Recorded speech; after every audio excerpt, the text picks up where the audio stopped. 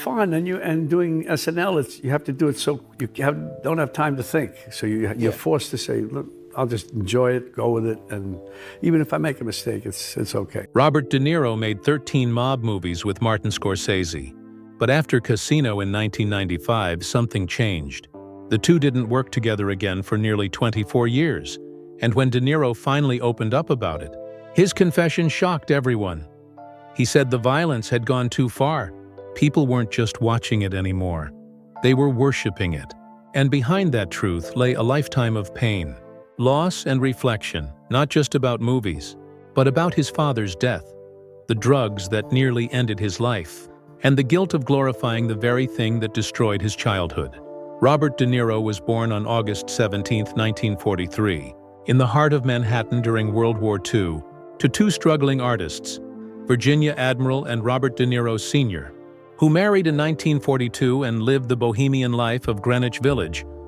But when Robert was just 2 years old, his father left not out of hate, but out of honesty, because he was gay in a time when being open about it could ruin your life.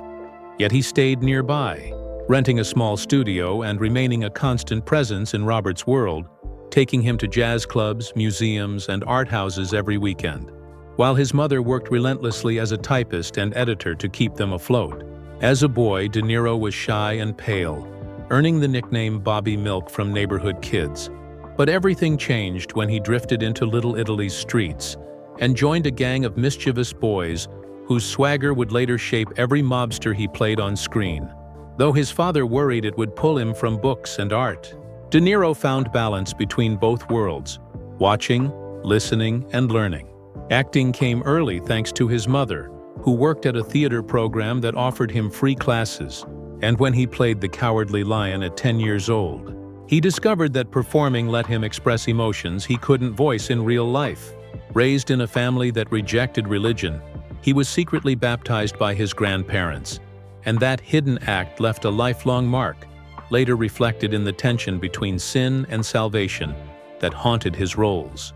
By 16, he dropped out of school, certain that a diploma wouldn't define him, and trained under legends like Stella Adler and Lee Strasberg, learning the power of becoming someone else entirely.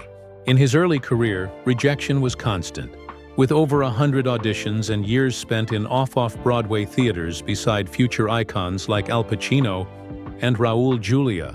But he never stopped grinding, sleeping on couches, acting for $50 in underground films like The Wedding Party and Greetings, slowly building a reputation for intensity and realism. When he finally met Martin Scorsese through filmmaker Brian De Palma, everything changed. His raw energy as Johnny Boy in Mean Streets made critics take notice and launched one of cinema's greatest collaborations. Soon after, Francis Ford Coppola cast him as the young Vito Corleone in The Godfather Part 2, and De Niro immersed himself so deeply in the role that he lived in Sicily for months, mastering the dialect. His performance was chillingly authentic and won him an Oscar at just 31.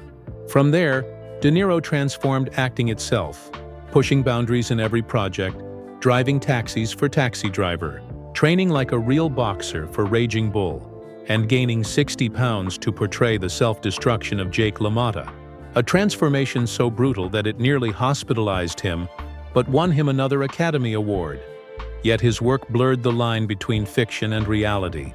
As Taxi Driver later inspired the attempted assassination of President Reagan, a haunting reminder of how deep his portrayals could cut. De Niro never chased fame or fortune, turning down blockbusters like Star Wars and choosing stories that challenged him. His bond with Scorsese deepened through masterpieces like Raging Bull, Goodfellas, and Casino, where every role felt lived, not acted, and every expression carried the weight of truth. But after Casino, De Niro felt uneasy, questioning whether the constant portrayal of violence was celebrating what it should have condemned, and both he and Scorsese stepped away from the genre, returning decades later with The Irishman, a story about time, regret, and mortality. That film pushed technology to new heights with groundbreaking de-aging effects, letting De Niro play one man across 7 different ages, capturing both the cruelty of youth and the sorrow of age. Even in his 80s, he refused to slow down, starring in Killers of the Flower Moon and The Alto Nights, portraying real men twisted by power, each role serving as both art and confession. Off-screen, his life was equally dramatic, marked by love, loss, and fatherhood that stretched across decades. He married actress Diane Abbott in 1976, adopting her daughter and raising a son, then later had twins through surrogacy with Tukey Smith, and children with his second wife, Grace Hightower, before welcoming another daughter at 79 with his partner, Tiffany Chen. Through it all, he carried scars, from drug use during the 70s to strained family ties, to legal battles that made headlines. Yet he kept moving forward, turning pain into performance. After his father's death in 1993, De Niro honored him by creating a prize for American painters and reading his journals in a touching HBO documentary that showed how much of his art was really about love and loss.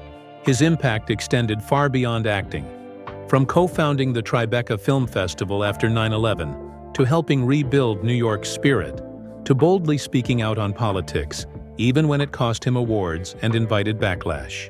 In 2025, as protests spread across America, De Niro's voice still carried power, not from playing gangsters or heroes, but from standing up for what he believed in.